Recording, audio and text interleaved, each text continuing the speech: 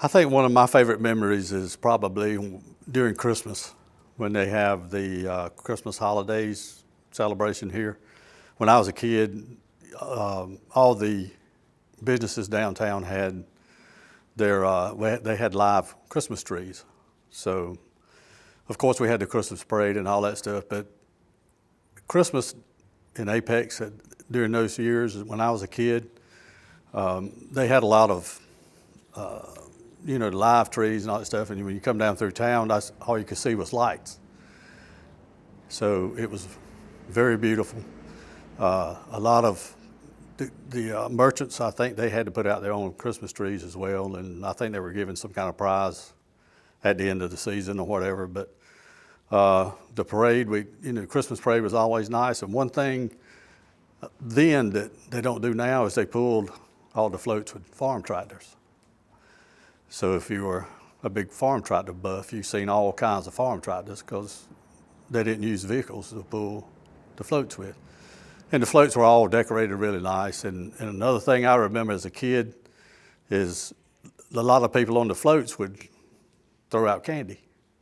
So being a kid, you left here with your pockets full of candy, bubble gum and all kinds of Christmas candies, hard candies and things like that. So, and it was just a good time. A lot of people down here, you probably knew most everybody that was here. And so we just had a good time and enjoyed everything. And it was just like a big family reunion. So, and that's one of the major things I remember about downtown Apex.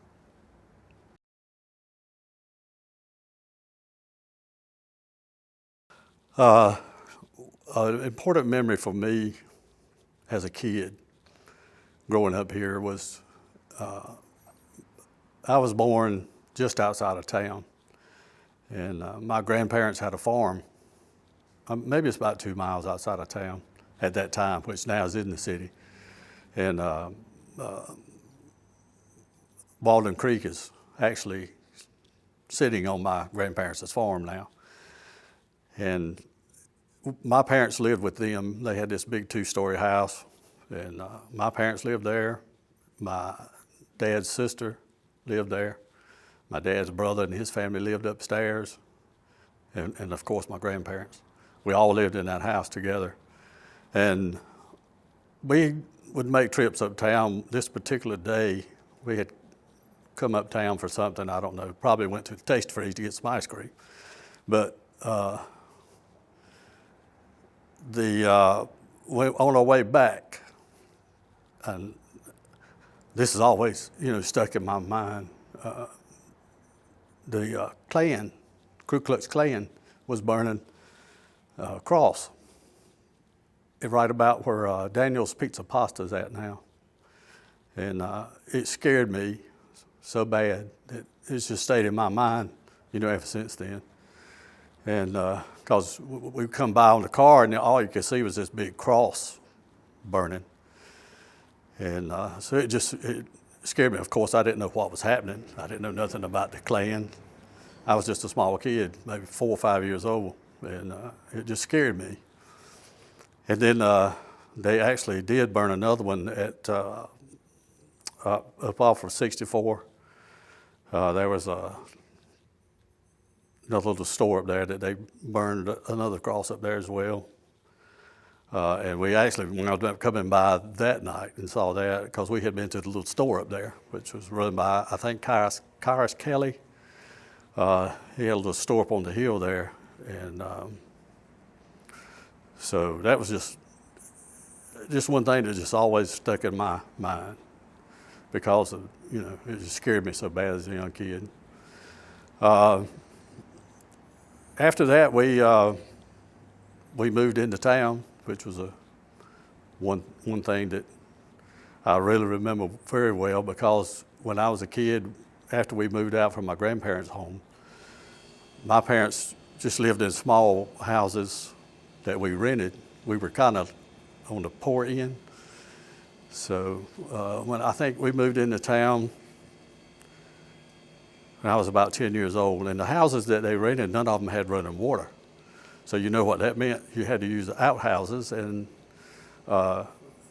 you took a bath with a little wash pan. So when we moved into town, my dad actually bought this house, and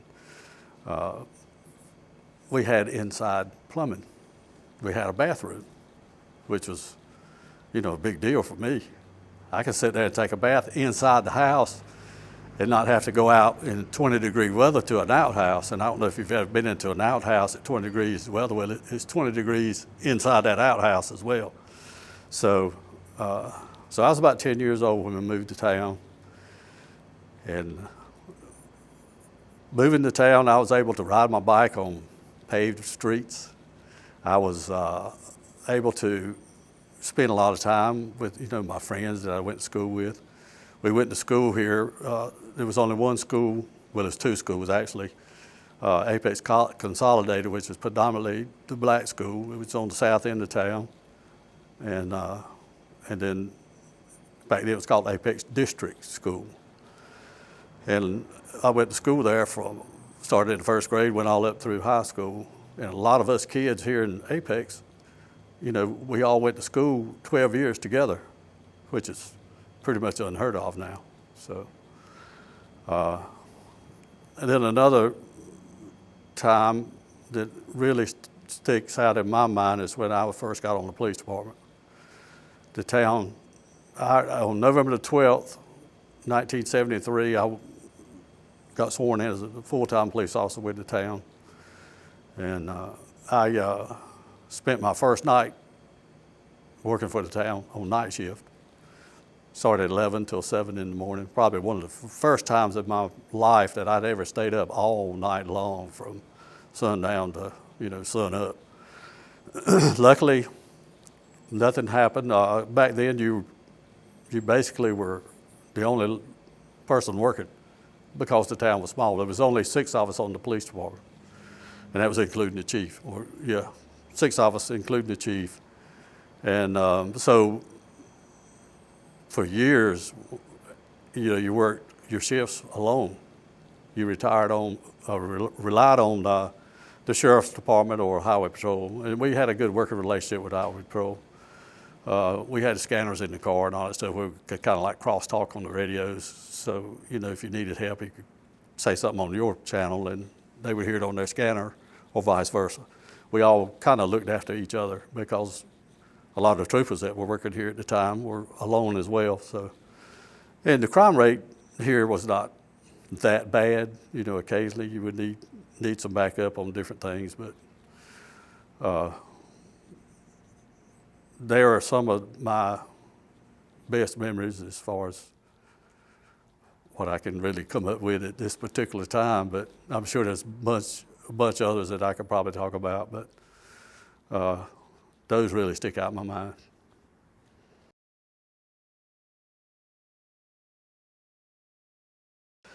What makes Apex home to me is because I was pretty much been here my whole life.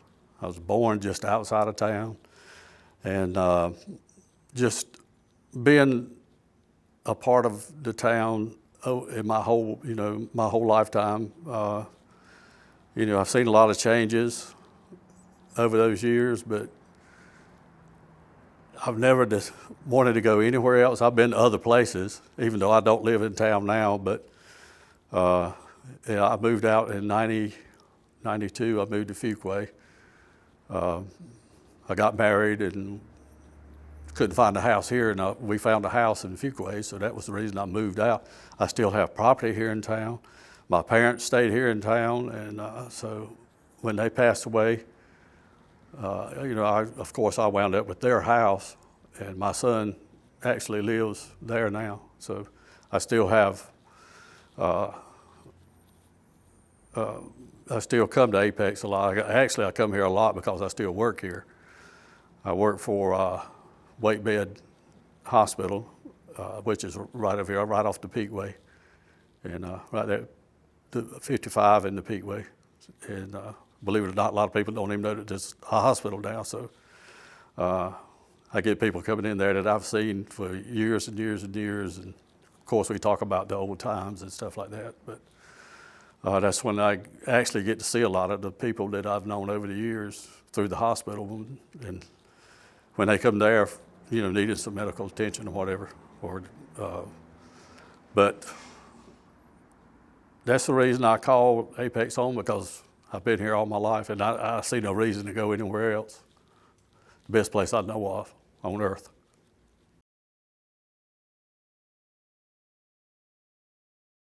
For Apex, the potential, I think, is unlimited. They can keep growing, and of course they can't grow north. They can grow south and west, but there's a lot of land between those areas. Mainly, I'm talking about between 64 and US 1, and I think that's the direction that the town is mainly growing into.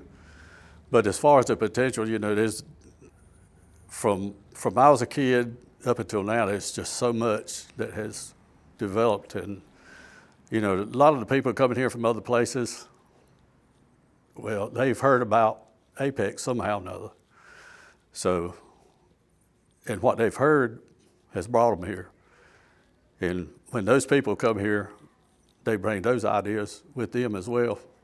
So I think over the years that Apex has been flourishing with growth, they have, brought their ideas and added it into the Apex way.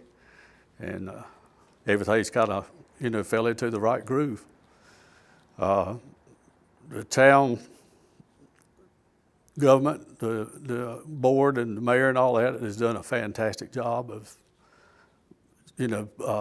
putting the Apex in the right direction, I think. A lot of people who are originally from here don't want to see the small town atmosphere go away, but I think as long as they can keep downtown here as a small town atmosphere, I think we should be okay. We're going to grow, and there's no way of getting around that, because there's too many people know about Apex. So, and they want to come here. And as people who are born here, we want them to come here, but just because of what they bring. And but hopefully they can stay in the right groove and keep the control over everything, and keeping the growth down as much as possible, and still flourish as a small town, with all the people coming in. But I would like to see them at least maybe catch the roads up with the growth. We have problems with traffic, and I don't know what they can do. I know that they've tried to do as much as they can, with especially like the Peakway. I would like to see that get completed. That helps a lot as far as getting around from one side of town to the other. As long as you can stay off Highway 55, you do good. But I would like to see, especially on the south side, where the railroad is, I would love to see them. I think that there were some plans about putting a bridge over that, and I would like to see that happen soon. But it's just, Apex has really come a long way.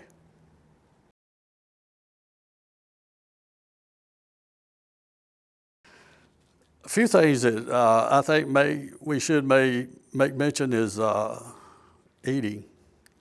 Back in the early days, Apex didn't have very many places to eat.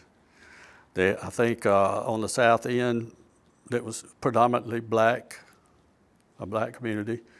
They had a restaurant there, a little cafe, which, by the way, the food was good because I've eaten there. And then they had a little cafe, a little restaurant here downtown. And that was pretty much it as far as coming uptown and having something good to eat. Well, I don't know what year it was. I want to say it was probably in the late 60s, maybe 68, 69, somewhere around in there.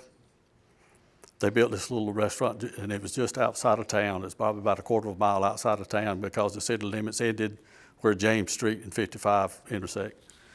This place was just past that. It's actually where Dallas Chicken and Biscuits is at now.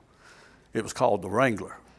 And they had this big, huge hamburger.